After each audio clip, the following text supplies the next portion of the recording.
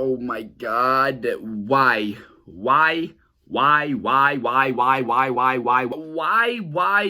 in hell is it that whenever things seem to be going somewhat well for the Sabres, something just has to make everything dark right back to where it was originally? Everything was, seeming to look up over these past couple weeks. Our younger guys were playing well. Dan Granato was doing a pretty good job with the roster, and now all of a sudden, the Taylor Hall saga that was already bad in the first place ends in the worst way possible. Of course, because why wouldn't it? Because we're the Buffalo Sabres, and it just seems like we can't do anything right. I don't know why. Why are things the way they are? Why are we the way we are? Why are Sabres fans still Sabres fans? Why am I still a Sabres fan? I don't fucking know, but I still put myself through the same suffering every time something goes wrong. I don't think I've made a video on this channel that was talking good about the Buffalo Sabres. I don't think I have, because there's nothing good to talk about. What is going on, y'all? It is the Caveman back at it again with another video, and misery is about the only word I have in mind right now. Misery. As a Sabres fan, I am miserable. Once again, miserable. Things were looking up. Like I said, we're playing somewhat well right now. And then all of a sudden, it just has to be, the door has to be shut in our faces again. The door of light is shut, and now it's dark again. And I don't know. Things could not have ended worse with the Taylor Hall saga. This was the worst way it could have ended. As per usual, drink your Mott's.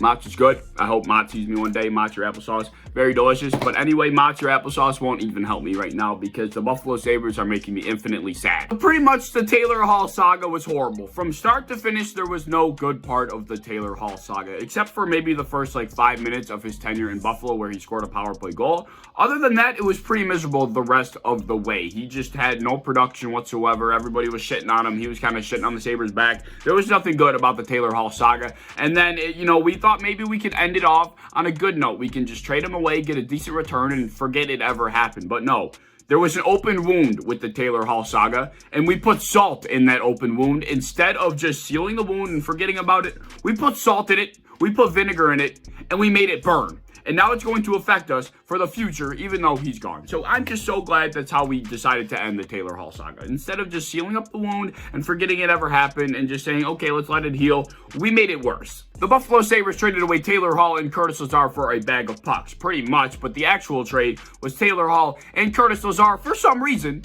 in return for Anders Bork, a second-round pick, and the Buffalo Sabres still have to retain 50% of Taylor Hall's salary. This trade is no way good for the Buffalo Sabres. There's no way to say this is a good trade for the Sabres. We lost on every front.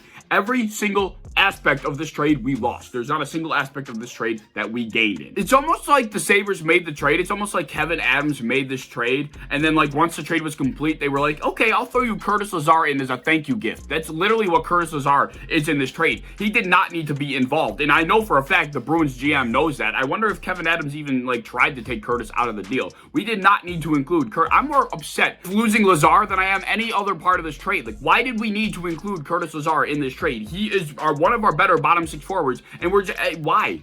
I would have been completely fine with retaining 50% of Hall's salary and trading away Taylor Hall in return for Anders Bork and a second-round pick. I would have been perfectly fine with that. But why are you throwing in Curtis Lazar? That just makes the trade so horrendously awful for the Sabres. It's not even funny. When I first saw the trade go down, I'm like, I really hope that the only way this trade was made is if the Boston Bruins took all of his salary. That's the only way I thought this trade could be fair. And still, we still managed to loot. I don't know. I don't know why this happened the way it did. I understand that GM Kevin Adams had his hands tied. Taylor Hall pretty much had his hands around Kevin Adams' throat with the no move clause, saying you have to move me to Boston or I'm going to be, unhappy. The only place I'm going is Boston. That's pretty much the only thing that Kevin Adams could do. But for some reason, the trade could have been better no matter what. I understand Kevin Adams had his hands extremely tied here, but it could have been better. And I think the worst part of this entire trade is that we have to play the Boston Bruins 6 more times until the season's over, and we're going to have to see both of them, and they're probably going to score.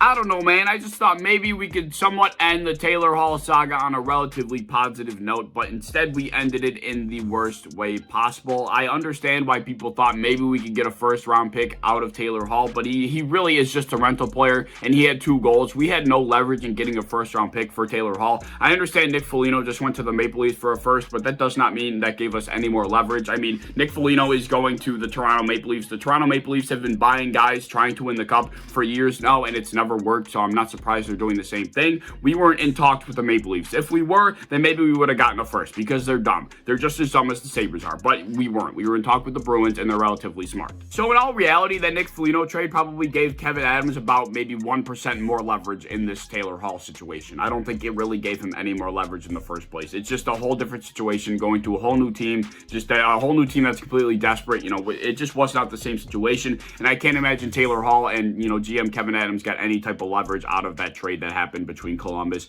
and the Toronto Maple Leafs. So I'm just not surprised we only got a second, but I'm just completely surprised that we threw in, a favor with Curtis Lazar on top of Taylor Hall and 50% of his salary. I don't know. Kevyn Adams also somewhat got some shit for the Brandon Montour trade. I wasn't really sure why. I don't know what people thought we would be getting for Brandon Montour either. I mean, I don't know what people think we're getting for any of our players other than Dahlin or Jack Eichel. Those two guys are the only guys we'd be getting somewhat of a significant return for. Otherwise, nobody else has done really anything that's, worthy of good value. I'm sorry, that's just the truth. Not really sure what people expected in return for Brandon Montour. I mean, we got a second for Taylor Hall. We're not getting the same value for Brandon Montour. I don't know why people thought we would get any higher than a third. I'm surprised we even got a third. I understand in the grand scheme of things, we gave up a first-round pick in Brandon Gooley in return for Brandon Montour back in 2019, but you got to understand that Brandon Montour was in a career year. He was having a much better time over in Anaheim, and we went out and got one of the better offensive defensemen in the league, and then we brought him here and turned him into mush. So I'm not surprised for what we got in return for him, because he was nowhere near what he used to be in Anaheim, because we brought him here and ruined him, and that is what happens when you ruin somebody's value. You're going to lose a trade situation 10 times out of 10. So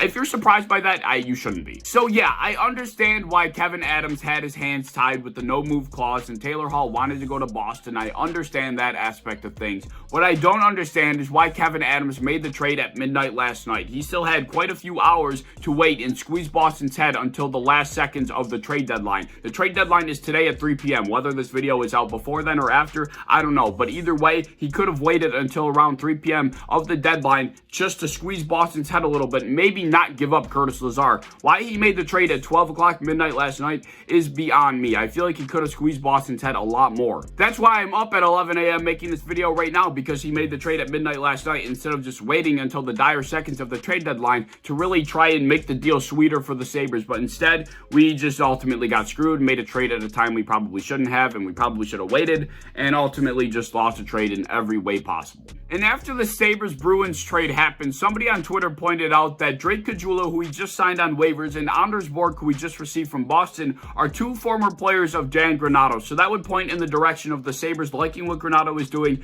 and us keeping him around for next season. Do I hate that idea? No, I wouldn't mind keeping Granato around, but I also wouldn't mind seeing what other veteran coaches would have interest in coaching the Sabres. So I guess that's a good thing. It's not a bad thing. I guess that prevents us from signing John Tortorella. I do not want Tortorella coming anywhere near the Sabres, so I guess that keeps that possibility off the table. But I don't know if I hate the idea of keeping Granato around or not, but that seems to be the direction they're heading. I have yet to form an opinion around Granato and whether or not he'll be our head coach next year. I really don't know, but you can't hate what he's doing right now. They're playing relatively well, and the young guys are showing out, so you can't really hate him for that. Yeah, maybe another trade will happen before the deadline, but I won't obviously have it included because it wouldn't have happened yet. But maybe we'll move Colin Miller. I doubt we'll move Ristolainen, but who knows? Maybe another move will have been made. Who knows? Hopefully it will be a little better than the freaking Taylor Hall trade. Hopefully, we can only hope it will be a lot better than that. But anyway, let me know what you have to say about the Taylor Hall trade. I would imagine you hate it just as much as I do, but if you have anything to say about the Hall trade, anything to say about the Montour trade, anything else you might have to say about the Sabres or football in general, anything else, leave it down in the comments below. If you enjoyed the video, please like, subscribe, do all the fun stuff. If you want to hit the bell to be notified when I upload, I would appreciate that. If you want to go over to Twitter, follow me over there. I would appreciate that as well, but I hope to see you in the next one. Peace.